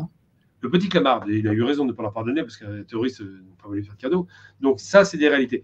Donc quand on a ce genre de contexte où le pays était saigné à blanc parce que l'OAS a fait sauter toutes les usines en Algérie, il ne restait plus rien. La politique de la terre brûlée a été appliquée de façon extrêmement dure, comme les Russes l'avaient fait devant les nazis, de la même façon. Pas à la même échelle, évidemment. Et donc, on a un pays qui est par terre, qui a très peu d'éduqués, qui a demi-universitaires, aucun technicien, qui fait appel à tout le monde arabe pour essayer de remonter à un semblant de pays, qui envoie des petits paysans apprendre l'alphabet difficilement en français, parce qu'ils ne parlaient pas l'arabe, évidemment, qui ne connaissaient pas du tout l'écriture et la lecture, qui a un concours, effectivement, de Cuba d'un côté et de Nasser des Égyptiens de l'autre. Mais on part de rien, on part de très bas. À un pays qui passe par une guerre civile atroce dans les années 90. Il faut un temps fou pour reconstruire. Il faut 10 ans après la guerre pour reconstruire quand même, c'est pas rien. Un pays dont les infrastructures sont inexistantes. Il ne faut jamais oublier que les Français se vantaient beaucoup d'avoir construit des infrastructures. C'est pas vrai. D'abord, ils faisaient travailler les Arabes pour commencer, on commence par le début, c'est pas les colons qui construisaient. Et surtout, les infrastructures qui étaient construites, c'était uniquement pour l'exploitation de richesses. C'est pas pour le bien-être. Il y avait très peu d'hôpitaux. Il y avait 3 universités. C'est vraiment le minimum syndical. Donc, c'est pour dire que simplement, c'est la colonisation. Les colons ne sont pas là pour faire du bien aux autres. Ils sont là pour se faire du bien à eux. Et donc, on a un pays qui part de très bas et qui monte en puissance. Il faut du temps, qui a éduqué massivement sa population et qui doit se redresser. Et c'est vrai que la position singulière de toujours de l'Algérie, là, pour le coup, il n'y a pas un président, même le pire, qu'il s'appelait dans les années 80, j'ai plus son nom dessus là maintenant tellement, le chou-fleur, je l'appelais moi, Benjdid, Chali Benjdid. Même le pire président n'est pas tombé aussi bas. C'est-à-dire qu'ils n'ont pas composé avec les missionnistes parce qu'ils ont un principe qui guide leur pas, qui guide leur politique et qui est un principe d'éthique et de justice. Et donc, quand on prend une position singulière comme celle-là, quand on est la Mecque des révolutionnaires en 70, quand on est un pays qui recevons tous les grands leaders africains ou même européens, même des Bretons étaient en Algérie dans les années 70, on ne sait pas. Il y avait un mouvement d'indépendance bretonne qui était en Algérie, c'était marrant. Ou les Corses. Il y avait le TA aussi. Ça, c'était pas forcément la meilleure idée, les gars. Pas la meilleure idée, mais c'était un petit peu berger pour la bergère. C'est une vengeance, ouais. Voilà. Une base vengeance pour le coup, et puis surtout pour emmerder les Français, il faut être très honnête. C'est moins le TA espagnol que le TA français. Et donc, quand ils font ça, ils singularisent une politique, ils réintroduisent quand même, c'est pas n'importe quoi, il y a Sarah Arafat à l'ONU, 88, le Conseil national palestinien, bref, c'est une multiplication de choses positives malgré tout, des sous Chadli, comme je le disais. Donc, on part de loin et on part vraiment d'une position difficile. Alors, ce qui se passe, c'est que l'Algérie n'est pas en rupture avec l'Amérique, elle ne l'a jamais été, puisque l'Amérique voulait l'indépendance de l'Algérie, n'est pas en rupture avec les Soviétiques, évidemment, ni les Russes. Mais je me permets de parler de l'OAS. L'OAS a reçu des financements des États-Unis d'Amérique aussi. Hein. C'est-à-dire que l'OAS a bénéficié également de financements. Alors, je ne pense pas que ce soit Johnson, je pense même que c'était JFK, les financements de l'OAS. Donc, ils jouent un peu sur tous les tableaux. Le risque algérien pour les Américains qui sortent et qui voient l'Algérie sortir de la colonisation, c'est un risque cubain. Ils ont fait la même chose avec Castro, qui n'était pas du tout communiste, d'ailleurs, il faut le rappeler. Il va aux États-Unis, du crash à la figure. Là, ils disent, c'est dangereux si jamais ces Algériens, penchant, Nasser, socialisme, soviétisme, c'est beaucoup de soutien de la part de la Yougoslavie, on l'oublie, ou d'un pays de l'Est encore, qui était, je crois que c'est la République tchèque. Ouais, c'est la Tchéquie, il me semble, la Slovaquie, un des deux, qui va soutenir la révolution algérienne à fond. Donc ces pays-là sont les pays de l'Est, ça inquiète l'Amérique. Au départ, ça ne les inquiète pas. Et c'est vrai que ce soutien, c'est un soutien pour dire on va un petit peu rééquilibrer le rapport. Mais ce qui est sûr, c'est que l'Algérie n'est pas en rupture avec l'Amérique, ni même aujourd'hui, ni même hier. Et donc, quand on a un environnement comme ça, c'est vrai que le sabotage organisé pour l'économie, les traîtres de l'intérieur, beaucoup de choses comme ça font que l'Algérie a un mot d'ordre qui, j'ai toujours entendu ça de mon père et de tous les Algériens que j'ai connus, on va faire du 100% algérien. Made in Algeria. C'était une obsession. Le 100%, le mot 100% est important. Parce que quand on parle beaucoup de taux d'intégration, c'est parce qu'on veut aller vers le 100%. C'est-à-dire faire tout chez nous. Parce qu'on veut être indépendant et en autarcie quasiment, si c'est possible. Donc on voit bien pour l'industrie pharmaceutique, avec tous ces génériques qui sont fabriqués en masse. On voit bien pour l'industrie automobile, où il y a une obsession du 100% de taux d'intégration. On est au 30% pour l'instant, enfin pour certaines. Donc on voit bien que c'est une volonté de souverainisme économique. Hein. On peut parler de ça. Moi, je n'ai pas honte de parler de souverainisme quand c'est propre et net. Si on dépend de l'extérieur, on n'a plus de dette. Pourquoi ? Parce qu'on est souverain. Et tout ça pour dire que dans cette logique-là, effectivement, ça déplaît à beaucoup de monde. Parce que quand vous avez un nouveau partenaire qui émerge, qui peut vendre des produits moins chers, une énergie abondante et pas chère, des salariés pas très chers payés, donc un avantage concurrentiel monumental vis-à-vis d'autres produits occidentaux qui sont de loin plus chers à la production, il y en a qui voient ça d'un mauvais œil. On préfère vendre à un pays du matériel fabriqué, je veux dire, il y a le concept de dégradation des termes de l'échange qui fait qu'on vend des matières premières et qu'on rachète des produits 100 fois plus chers parce que les valeurs ajoutées sont de l'autre côté. L'Algérie n'en veut plus. Donc quand Tebboune dit par exemple de l'extraction à la transformation à l'exportation, on fera tout. Ça veut tout dire. Il y a vraiment ce marquage de la souveraineté économique qui reste. Et c'est nécessaire, d'abord parce qu'un pays qui se construit, ce n'est pas un pays, d'ailleurs tu as fait référence à l'Espagne de Franco, c'était un peu l'obsession espagnole aussi. Ils étaient sous embargo parce que ça restait le dernier fascisme européen et on voulait leur peau. Mais rappelez que le fascisme franquiste n'est pas un fascisme nécessairement raciste. Hein. Oui, et puis le franquisme en fascisme, j'en doute, puisque la deuxième partie du franquisme n'est pas sociale, alors que la seule chose qu'on pourrait reconnaître au fascisme espagnol, c'était d'être social. C'est la première phase, qui est le phalangisme. Tu connais comme moi cette partie-là. C'est qu'il y a des vagues, on a compris, mais Franco, il va en Espagne avec des riffins, donc il n'a pas de problème avec la race. Hein. D'ailleurs, tout comme Mussolini, il n'est pas du tout raciste au démarrage. Hein. Il est même marié qu'une. Enfin, contrairement au Front populaire espagnol qui, durant la guerre civile, faisait des affiches avec écrit « Attention, les Arabes arrivent ». C'est-à-dire que comme les Arabes se battaient avec Franco, et d'ailleurs, il faut pas oublier qu'à Ceuta et Melilla, dans la mosquée de Ceuta et la mosquée de Melilla, il y a des plaques commémoratives en l'honneur de Sidi Baraka Franco, celui qui avait la baraka, hein, on le met au même niveau que le Cid Campeador, et qu'on a d'ailleurs voulu retirer ces plaques, et ces plaques n'ont pas été retirées par les musulmans de Ceuta et Melilla, qui en fait sont redevables de pouvoir exercer tranquillement leur culte en Espagne, malgré un régime d'extrême, disons-le, qui était quand même un régime réactionnaire d'extrême droite, je veux dire, qui est évident. C'est pour ça que moi j'aime bien la nuance. On ne peut pas tout prendre dans un bloc qui est caricaturé. Je ne suis pas un fan de Franco, il ne faut pas délirer non plus, mais il y a quand même une réalité. Franco va s'appuyer sur le RIF parce que le RIF en a gros sur la patate, le gazage en 26, ils n'ont pas oublié. Donc ça facilite effectivement la chute de la République. Hein. Ce n'est pas par accident que cette République sociale, et quand même la République a massacré les Rifins, même s'il y avait du monde autour. Mais c'est un peu l'idée de l'Espagne coloniale que les Rifins veulent voir tomber facilement. Ils ne sont pas servis après Franco, il n'y a pas sa parole, mais tout de même, au départ, il n'y a pas de problème avec la race. Tout comme Mussolini, les gens ne savent pas que sa maîtresse, pendant 10 ans, était juive. Ça, tout le monde l'a oublié. Ils se débarrassent d'elle pour les Allemands. Mais avant, pas du tout. Avant, il n'y a pas de problème. Les propos de Mussolini sur Adolphe étaient violents. Hein. Je crois que c'est des propos, il y avait un discours qui était fameux où il disait, pendant que nous étions en train de construire le glorieux empire romain, vous étiez encore en train de vous nourrir de baies dans les forêts noires de Teutonie. Absolument. En termes de propos, je pense qu'on peut dire que c'était pas une grande amitié. Finalement, c'est la France qui a jeté Mussolini dans les bras de l'Allemagne. Hein. Ça, c'est encore une grande victoire de la France. Bravo les gars. Pour revenir à nos moutons, sur les perspectives économiques, sur le fait d'extraire, fabriquer et exporter 100% algérien, il y a plein d'exemples. Alors je pense que là, on va pouvoir parler, on pourrait en parler, il faudrait une émission entière en vérité, du lithium qui pourrait être transformé en batterie et finalement en véhicule plutôt que d'être sur des véhicules chinois. On pourrait parler de Garage Abilette, la mine de fer, avec le pré-traitement à Béchar, le traitement dans la wilaya de... alors c'est Tindouf, Béchar, pré-traitement à Tindouf, traitement à Béchar et enfin les complexes sidérurgiques de Oran. Donc il y a tout un... En vérité, l'Algérie est dans train de construire sa valeur ajoutée petit à petit sur un modèle qui me fait penser aux Coréens, à la Corée du Sud pendant un temps, même si la différence fondamentale, c'est que l'Algérie, elle, n'est pas sous perfusion économique des États-Unis d'Amérique et le fait souverainement. Est-ce que tu penses que chez les Algériens, il y a une espèce d'obsession de la souveraineté? Parce que ça, c'est un truc, j'entends tout le temps ça, moi. Si, il y a une obsession de la souveraineté, mais elle est nécessaire parce qu'on a subi 132 ans de contrôle, colonisation. Moi, j'utilise un terme, mais je me suis corrigé parce que moi-même, je n'utilisais pas le bon terme. Ce n'est pas une guerre d'indépendance qu'on a connue, ça n'a aucun sens de parler d'indépendance. C'est une révolution nationale. C'est une révolution nationale, c'est une guerre de libération. On se libère du colon, on n'est pas indépendant. Parce que dépendance, ça signifie qu'il y a un rapport de dépendance de l'un vers l'autre. Ce n'est pas du tout le cas. On n'avait aucune dépendance vis-à-vis d'eux. On était sous contrôle colonial, on était les esclaves et il fallait libérer le pays. Donc c'est la guerre de libération et de souveraineté nationale, effectivement, récupérer ses droits chez soi. Ça a pris du temps parce qu'il a fallu attendre la nationalisation du pétrole en 71-72. Il a fallu attendre la fin de ces accords secrets qu'on connaît tous maintenant sur les essais chimiques et nucléaires dans le désert, souterrain, mais quand même. Il a fallu attendre une souveraineté sur le plan économique, plus de dettes. Ça a été long parce que l'Algérie s'était endettée en 90 dans des proportions abyssales. Il a fallu attendre surtout un lancement de processus de réindustrialisation qui avait été initié en 70, hein, sous l'époque des industries industrialisantes de Boumedienne. Donc, il a fallu du temps pour redémarrer. L'Algérie a fonctionné par strate, a fonctionné par à-coups.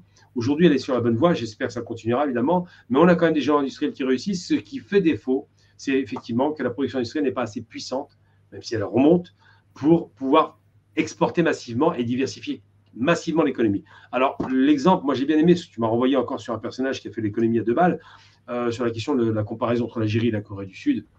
C'est une comparaison qui est stupide et qui n'a pas lieu d'être. C'est pas toi qui expliquais que la Corée du Sud, c'est une vitrine américaine pour emmerder la Corée du Nord et la Chine, et qu'on a injecté les sommes faramineuses, la perfusion dont tu parles, pour faire de la Corée du Sud un pays qui travaille, la question n'est pas là, mais s'il n'y a pas d'argent, de tous les pays, quand il n'y a pas d'argent, le travail ne sert à rien. Il faut de l'argent pour faire du R&D, de la recherche et du développement, du travail. La Corée du Sud a bénéficié à mort du soutien américain pour faire de ce pays qui était rasé après 1953, après la guerre, un pays puissant. Mais c'est un pays qui est fabriqué comme une vitrine, comme Hong Kong l'était, comme Shanghai l'était. Ces pays-là sont des pays qui sont fabriqués pour être des vitrines occidentales face à l'offre soviétique. C'était le plan MacArthur. Je ne sais plus qui était le général américain en charge de la Corée du Sud. C'est MacArthur, c'est ça? Oui, c'est un plan MacArthur. C'est un plan lancé par les Américains pour faire de ce pays-là, finalement, peut-être même de le penser déjà géopolitiquement comme un pilier de la stratégie du containment américain, de la grande alliance dont ils ont très très peur et qu'ils ont réussi à fabriquer grâce à l'Ukraine, c'est-à-dire l'alliance sino-russe. Bravo les gars.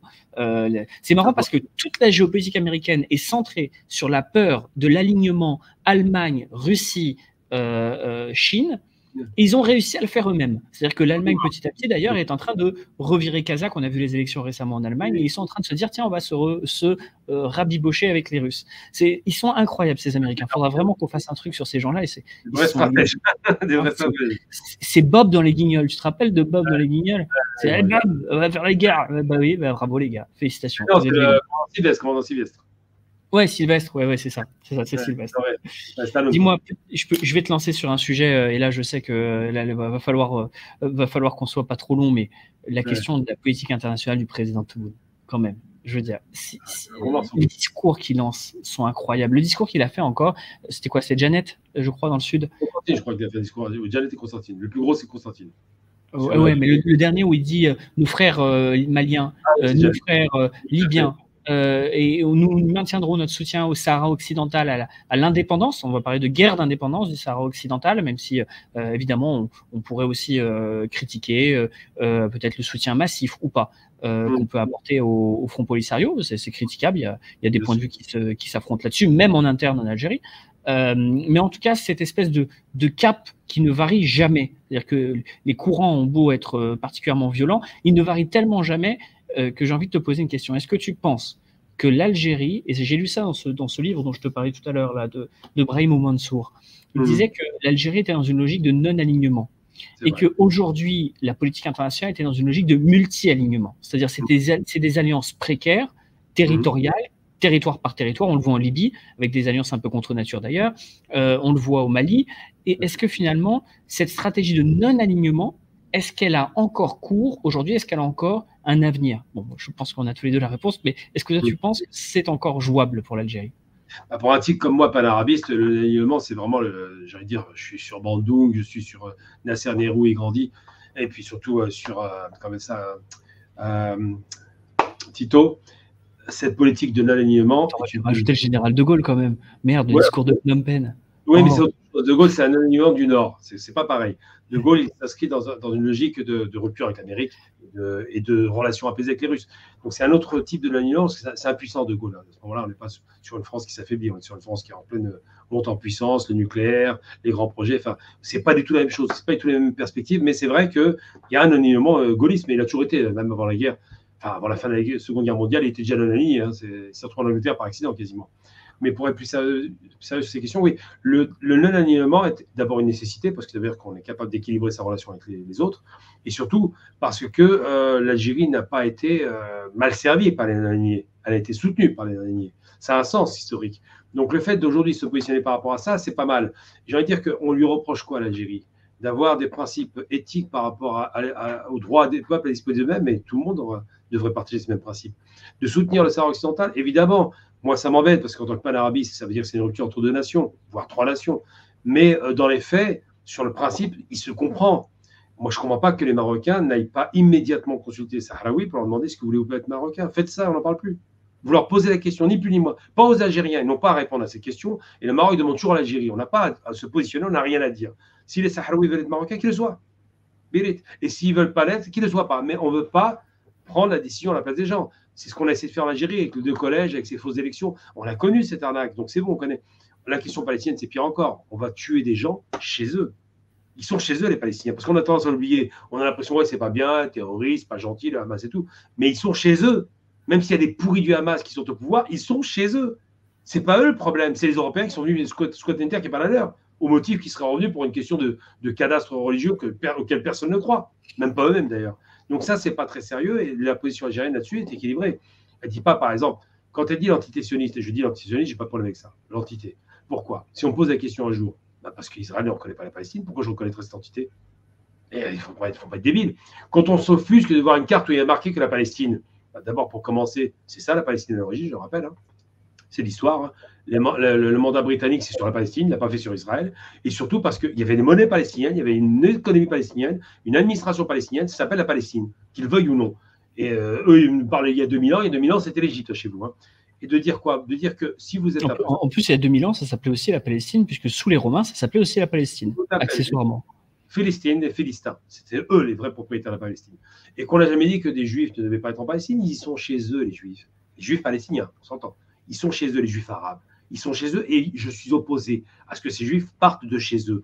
Par contre, qu'on dégage un type qui a toujours été là, les Palestiniens, juifs, musulmans ou chrétiens. Rappelons quand même que les Juifs palestiniens subissent aussi la misère. Hein. C'est intolérable. Donc l'Algérie, dans sa politique internationale, elle est sur un positionnement équilibré que j'apprécie. Parce qu'elle ne dit pas je suis pour ou contre, elle dit je suis pour le droit. C'est pas pareil.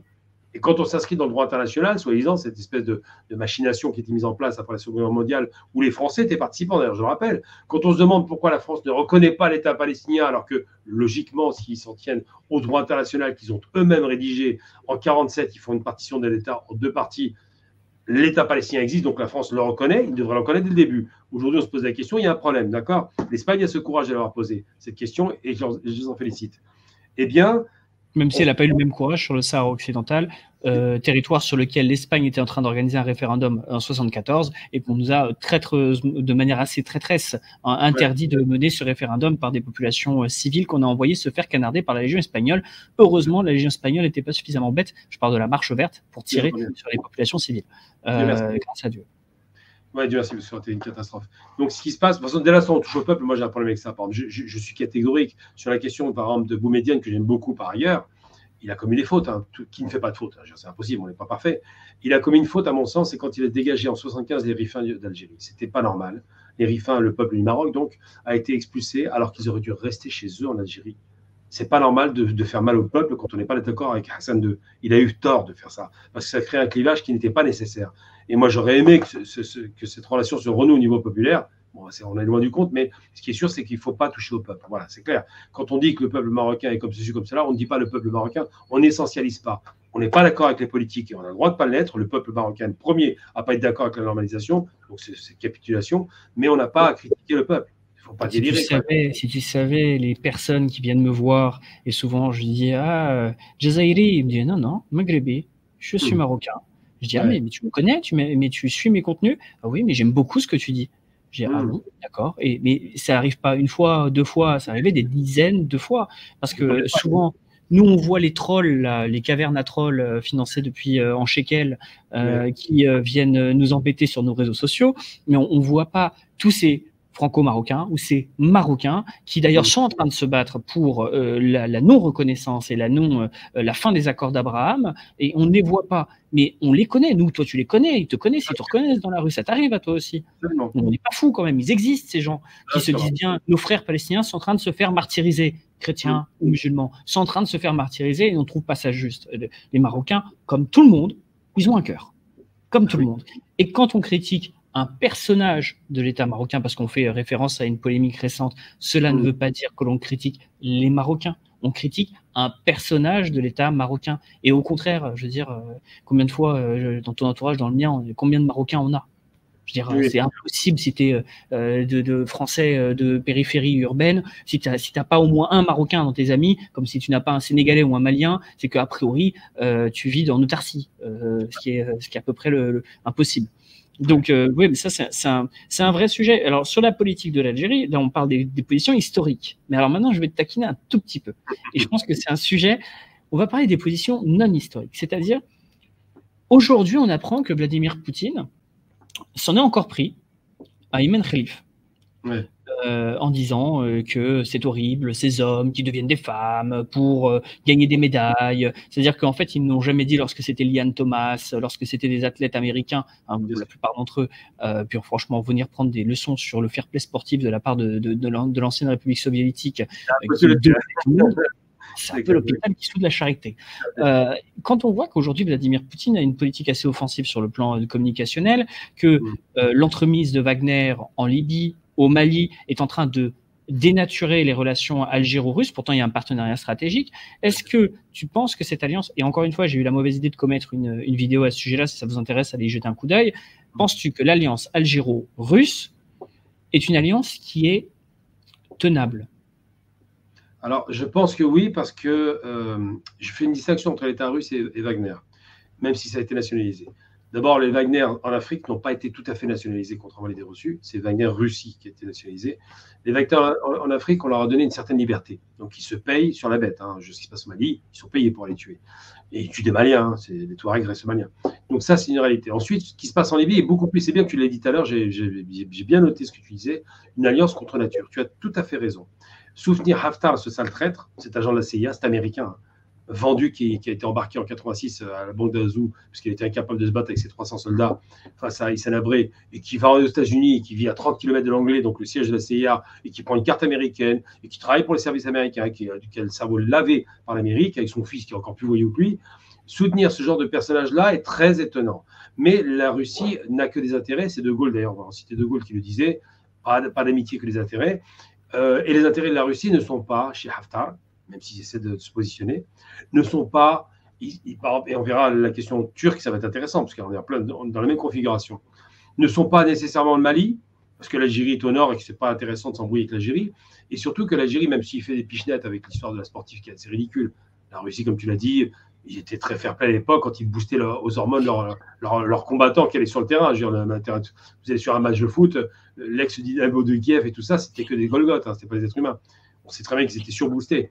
Mais bon, mettons ça de côté. Je pense que ça, c'est juste parce qu'il veut soutenir le responsable de fédération de je crois que c'est boxe, il me semble. L'International Boxing Association, l'IBA. Et qui a été écarté de façon dégueulasse. Moi, j'ai eu l'occasion de le dire à RT, c'est pas normal de l'écarter. Qui a été insulté et qui n'a pas nécessairement, au départ, c'est une balle perdue. Il n'attaquait pas l'Algérie en particulier. Il attaquait deux boxeuses algériennes et l'autre, je crois que c'était, il me semble, je ne sais pas quel pays. Je crois que c'était un pays asiatique. Je ne me rappelle plus quel pays, mais c'était un pays asiatique. C'est asiatique, absolument. Il attaque les deux pour dire vous nous écartez, vous mettez les hommes à la place. Mais c'est une balle perdue. Il n'a pas du tout ciblé l'Algérie au départ. Et c'est un gros conservateur, les gars, c'est un musulman qui attaque. Donc ses valeurs sont heurtées par ça. On peut le comprendre. Une balle perdue. Après que Poutine relaie ça, bon, c'est une guerre, on dira, c'est un peu minable, mais c'est comme ça. Mais ce qui est sûr, c'est que Poutine, alors j'allais dire simplement, si j'ai quelqu'un qui me promet 10 milliards ou 20 milliards d'achats d'armement, et puis des Maliens qui me promettent de me payer en cailloux ou en futur pétrole, je ne suis pas certain de choisir le Mali. La question libyenne, il y a des intérêts pétroliers, on l'a compris. Il profite de cette situation pour un affrontement, un gentleman agreement qui existe entre la Turquie et la Russie. Rappelons que la Russie est en confrontation en Libye, puisque Haftar est soutenu par les Russes, les Égyptiens et les Émirats. C'est quand même intéressant comme fonction. Les Émirats, parce que les Russes passent par les Émirats arabes unis pour le paiement. L'Égypte, parce qu'ils veulent récupérer une base avec l'Égypte, il y a des accords qui sont en train de se faire. Et surtout, et c'est le plus important, le fait de soutenir Haftar, c'est essayer de le retourner quelque part. Je n'y crois pas du tout, mais bon, c'est un calcul qu'ils font. Et de l'autre côté, ils sont en confrontation avec les Turcs en Azerbaïdjan, au Karabakh, face à l'Arménie soutenue par la Russie, il faut le rappeler. Mais ça s'est bien passé, ils se mettent d'accord, il y a des lignes qui ne franchissent pas. On voit les mêmes confrontations qu'on a un petit peu partout, et pour autant, ça n'empêche pas les Russes d'avoir créé le plus gros hub gazier avec la Turquie, d'être en super terme avec Erdogan, en dépit du fait qu'ils aient perdu au Karabakh et qu'ils sont en confrontation en Libye. Donc, c'est ils les soutiennent pour intégrer les BRICS. Et la Turquie est soutenue par la Russie pour intégrer les BRICS. Tout comme l'Algérie, Dilma Rousseff a dit, l'Algérie vient de rentrer officiellement dans la banque des BRICS. Donc, il faut bien comprendre qu'il n'y a pas d'amitié, on l'a bien compris, c'est surtout des accords d'intérêt et qu'il y a des bras de fer, un petit mini bras de fer comme ça, qui sont de bonne guerre, pour dire, voilà, je suis là, mais là-bas, t'es moins bien, mais là, je suis plus... On est dans un échiquier international, c'est une émission algérienne très sympa, d'ailleurs, je t'invite à laquelle tu devrais participer à la rentrée, ce serait bien, dans laquelle, effectivement, les rapports de force sont mobiles. On peut sacrifier un pion à droite, on peut même sacrifier une tour, on peut mettre en danger un cavalier pour peu que le roi ne soit pas touché ou la reine ne soit pas trop impactée, ça va très bien pour eux. Donc, mais ça, c'est du multi-alignement. C'est le multi-alignement, c'est-à-dire avec des alliances circonstancielles. Ok, mais est-ce que du coup, quelle est la position, mis à part le rappel du droit, quelle est la position de l'Algérie dans le conflit, par exemple, en Libye? Parce que finalement, ils ne soutiennent pas Haftar, ça c'est clair, Ils ont des accords avec l'actuel Premier ministre et président de la Libye, puisqu'il y a ce nouvel accord qui doit être fait entre la Tunisie, l'Algérie et la Libye, avec cette nouvelle structure maghrébine, même si la Libye et le Maghreb, on va dire nord-africaine, parce qu'il y a une bonne partie de la Libye qu'on pourrait déjà exclure du Maghreb, mais bon, disons nord-africaine. Est-ce que du coup, parce que c'est un peu léger en termes de position, en termes d'alignement, c'est un peu léger pour l'Algérie. Est-ce que finalement cette tradition du non-alignement n'est pas en train de porter préjudice dans la clarté de ses engagements, que ce soit au Mali ou en Libye? Non, parce qu'on prend l'exemple de la Libye, par exemple, ces fameuses... il y a juste un problème de téléviseur, je ne vais pas prendre de risque. Voilà, c'est bon. Ce problème de la Libye avec l'Algérie, c'est qu'ils ont un rempart, ils s'entendent super bien avec les Turcs, les Algériens, on le sait, et que c'est les Turcs qui assurent le service après-vente. Je veux dire, la première offensive d'Haftar en 2018, il s'est vautré devant les forces turques. Il ne faut pas se raconter l'histoire. Les Turcs sont intervenants directs, ont soutenu, parce qu'il y a déjà un problème à l'intérieur de Tripoli, il y a déjà des milices, mais ont soutenu évidemment Sarraj et Dbeiba, parce qu'ils ne voulaient surtout pas l'arrivée de l'agent américain. Turquie qui est membre de l'OTAN, mais qui veut aussi être membre des BRICS. Donc l'Algérie est très satisfaite de la position turque qui empêche ce type, Haftar, qui est imbuvable. Je rappelle quand même qu'Haftar, c'est le malade mental, je dis bien malade mental, qui a menacé l'Algérie il y a quelques années. Oui, 2018. Voilà, 2018. C'est au même moment où il s'est vautré d'ailleurs, tant mieux. Ce monsieur a osé menacer l'Algérie. Le nain de jardin se prend pour un géant. Donc les Libyens ont dit, tu vas te calmer, s'il te plaît, on connaît un petit peu les Algériens, reste tranquille, rentre dans ta cage ou dans ta niche, c'est au choix. Moi, je préfère la niche. Et donc, lorsqu'on a affaire à un troublion comme ça, avec un fils encore plus voyou que le père, bon, les Russes vont peut-être le soutenir, mais je ne suis pas certain que ce soit leur intérêt. Après, l'Algérie, effectivement, il y a une sécurité faite par la Turquie. Il y a une nouvelle tentative d'agression de Tripoli. Mais l'Algérie préférait vraiment que ce soit un pouvoir frères musulmans, parce que c'est les frères musulmans qui sont à Tripoli. L'Algérie compose très bien avec les frères musulmans.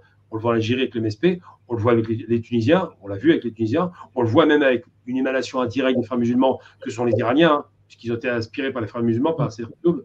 Donc, on voit bien que l'Algérie n'a pas de problème avec des mouvements politiques qui restent légalistes. Ça, il n'y a aucun souci, ils le disent tout le temps d'ailleurs. Démocratie, élection, légalité, c'est un truc qui revient souvent dans le discours algérien. Donc, ils ne s'enferment pas. Ce multilatéralisme, il ne participe pas de ça, ils préfèrent dire nous avons une position singulière, nous sommes un pays en Afrique du Nord, et il faut qu'à nos frontières, ça se passe bien. Donc, ce qu'ils sont en train de créer en stratégie, c'est quoi? C'est pour contrebalancer le discours politique offensif et très raciste pour le coup, pour certains, ou un discours de propagande minable, la question malienne, on le voit bien aujourd'hui, et ben ils choisissent l'économique. Et ils l'ont dit, Tebboune a dit immédiatement, je vais mettre sur la table pour faire de l'investissement productif dans le pays frère africain. Il a effacé une dette, je crois 500 millions de dollars, ou un chiffre faramineux, à tous les pays les plus fragiles, sans contrepartie, il faut le préciser. Et il dit, nous mettons 1 milliard sur la table pour aider nos frères africains, pour réunir les conditions économiques de vie à peu près raisonnables, et pour faire baisser les tensions interethniques, régionales, frontalières. Bref, tout ça, c'est les éléments qui sont intéressants. C'est le pari algérien qui est gagnant.